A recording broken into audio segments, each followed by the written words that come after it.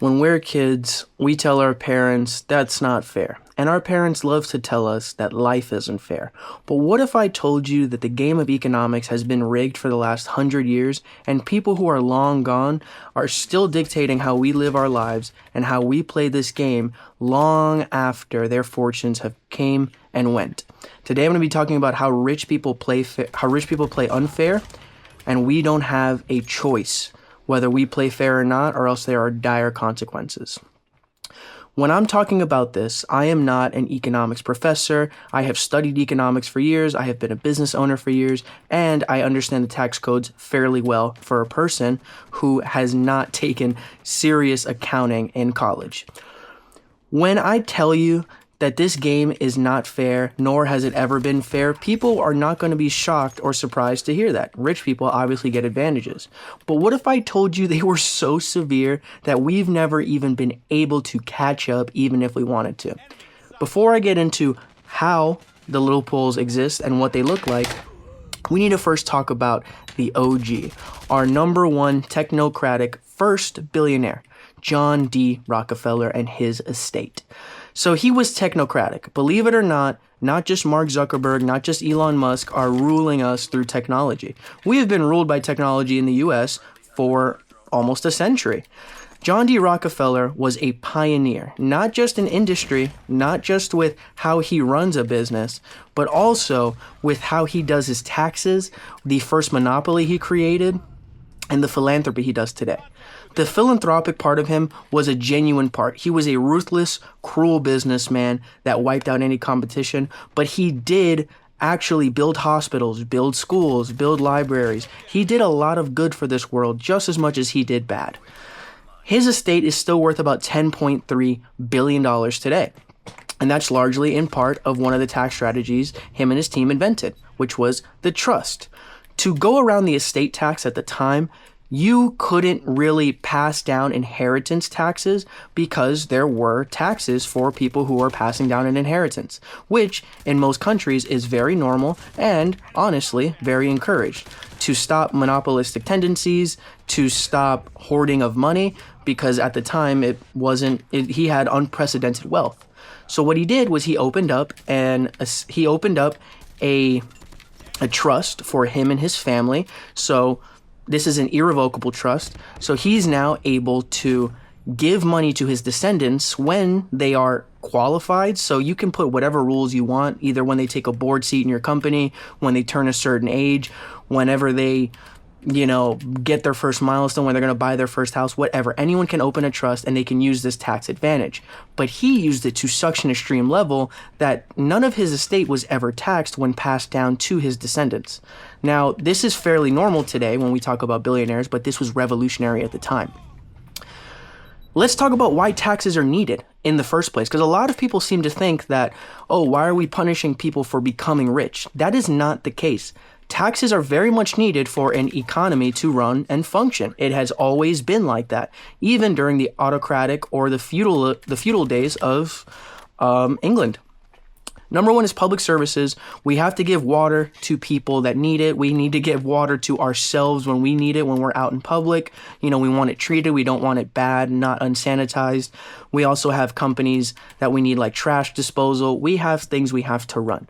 Education, public education is important. Everyone has a right to education. That is something that we fight for every day in the US, and that is not something that's given to other countries. And I do believe in that. Most people do as well. Not everyone can afford a private education nor wants to pay for a private education. Infrastructure such as roads, social programs for the needy, national defense. I know a lot of people disagree with the US's policy on national defense, and I can see why. We occupy the whole world, and we have to be involved. We don't have to, but we are involved in a lot of proxy wars that seem like they don't really involve us, but to retain the power that we do have in this country, in this economy, we're going to have to unfortunately do things like this, because it's just how we occupy the world. We have to kind of crush the rebellions as they happen. And our competitors are also doing proxy wars. It's not just the US. It's unfortunate, but it is a part of our reality currently. And lastly is public safety and research and development. And we do need police. In South Africa, the police is so severely underfunded. People have opted to have their own private police because the response time for the normal police is so slow. And it shouldn't be like that. So that's why we fund these things. We fund research and development. We've been cutting this a lot recently, which I don't like, but it is what it is. The loopholes only for the rich. So I talked about trusts. And trusts, like I said, anyone can set them up. And not only the rich use them. Anyone can use that. Any person with any amount of money can use a trust. Obviously, the more you have, the better the results you are likely going to gain. So trusts are for everyone, and they are accessible to anyone. But what is not accessible to everyone, which is one of the big points I like to talk on, is leveraged stock portfolios. Most people do not own a stock portfolio over $10 million, nor have shares in a company worth over $50 million. Now, this doesn't really matter to most people, but it does matter to billionaires because the way that they are able to spend money without ever eating some capital gains tax is they borrow against this portfolio. This knowledge is fairly common, but most people are never ever going to be able to benefit from something like this because that's just an insane amount of money for a normal person. And it's a tax strategy that they use so they don't have to sell off shares of their company.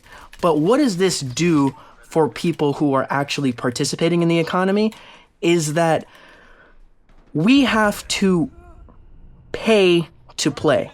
They can just borrow to play. So they won't ever pay taxes on all that money that they borrowed against the companies that they found. Now, if we were to tax that, that's not punishing someone like that.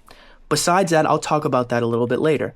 Next is going to be weak estate taxes. John D. Rockefeller was the first to take advantage of the weak estate taxes, and I'm going to talk about how they actually get around that and why it hasn't been updated since the 1990s. Well, since 1990 to be exact.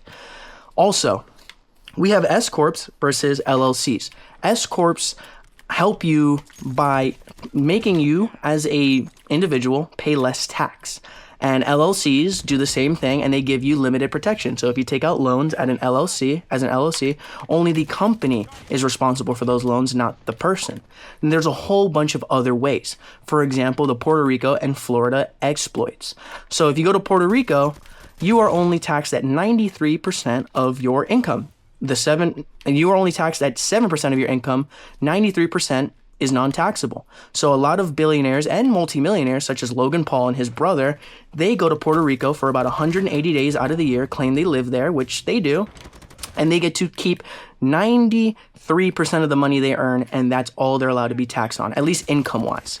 So that's an exploit they can use. In Florida, a lot of billionaires and multimillionaires, like centimillionaires, will buy homes here because there's something called a homestead exemption. If this is their primary residence, they are protected by law, by the Florida amendments, that you cannot take someone's home if it's their primary dwelling.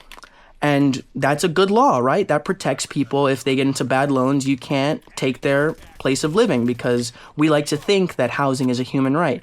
But the way they do this is they will take out a whole bunch of bad loans.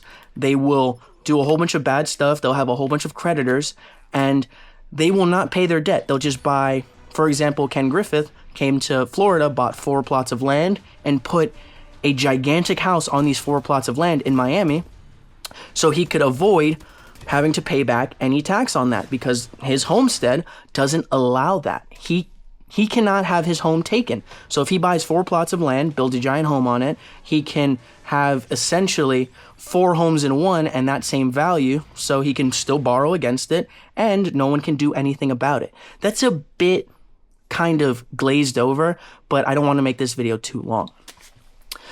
There's a whole bunch of ways that they really screw us over when it comes to taxation. Lastly is outsized lobbying ability. Lobbying is a fundamental right in our Constitution. We are allowed to petition the government to make change. Billionaires can hire lobbying companies and lobbyists to petition the government on their behalf, and companies can pay for this as well. So they have the ability to make the government change things in their favor by basically hiring a lobbying group to harass politicians until they do. Normal people don't have that ability because we don't have that capital. And the fact that a company can do this is kind of wrong and strange. So now we're going to talk more about some actual solutions, because everyone always complains about the economy, but no one proposes solutions. And like I said, I'm not an economist. If you are an economist or understand this topic way more than I do, which there is tons of people that do, please educate me on why some of these things can't work. My first proposition would be to tax unrealized gains. Now, as soon as I say that, there's going to be a lot of people who recoil and be like, well, if you did that, one, it would crash the market. Okay, if we're going to be talking about crashing the market, first of all, the market shouldn't be where it's at right now in general. The S&P 500, not just the S&P 500, but the total stock market index is way higher than it's ever been in human history, because we've allowed billionaires and multimillionaires to borrow against these portfolios so they can not pay any taxes. And before you say, oh, but my portfolio will tank, and yeah, and so will many other people's, but 90% of the stock market is owned by the top 10% wealthy Americans. Now, that should open your eyes that even if you feel like you have a lot of money in the stock market and your retirement portfolio is a lot, you are a small fish in a very, very big pond. Whatever game they're playing, you have no say in it. You are just there for a good time. Now, this would obviously be horrible for the stock market, but it also has incentives to make billionaires start selling their portfolio, so they have to pay, even if it's only the 10% long-term capital gains tax that they have, to do that. Because now you're actively participating in the market rather than just borrowing against the market that you own. And you have to play fair. You have to pay your fair share as you can get it, right? Next, and before you say, oh, no one would even invest, that is not true. You can tax unrealized gains and people will still invest. Let me give you the example of housing. People buy houses. If your property value goes up, you have to pay more tax on a higher property value. This is normal, and people are accustomed to this. Do people still buy housing? Yes. Is it a fundamental thing to have? Absolutely. So just because stocks aren't fundamental to human life doesn't mean that people will completely stop investing. If it has great returns, which it historically does, then people will continue to invest and they will have to pay taxes on those investments. Now, it sounds silly to do that, and you're going to be like, oh, but it's different. It's not really different. Everyone pays property tax. You don't have to sell the house to pay the back taxes you owe. That's not how it works. People pay taxes every single year, whether their property value goes up or down. It obviously changes, but if we do the same thing for stock market gains, they will now have incentive to maybe grow their own company rather than just buying more shares back when the company dips. Or they will be more incentivized to start new companies, innovate new things, rather than just borrowing against their own company and taking the free money that comes with no taxation. That is something that I'm really against. That shouldn't be able to happen. Now, the next thing I have is have corporations pay the same individual tax rate or limit their lobbying ability. You can just do one or the other, and people will have to get another workaround because you are now having to play the game on a fair level. Corporations pay far less tax, but you can still take the money out like no problem and claim that that's a salary. But if you can just borrow against your own company, you'll never need to take money out or ever pay taxes in general. That is something that most people are never going to be able to benefit from, but billionaires do every single day. Lastly would be tax payrolls for foundation. Now, before you say, oh, there are already payroll taxes for nonprofit organizations, yes, there are payroll taxes, but the amount that they are giving to their own corporations, they own these corporations and these foundations, they don't get taxed on that. So they can basically put that money in there. They can put their wife, their cousin, their aunt, their sibling on the board, and they can pay them $1 million a year for the foundation on behalf of the foundation, and that money will never be taxed. So now they have more tax deductions. That's the foundation that you hear about so often. These are some ways we can at least try to fight it.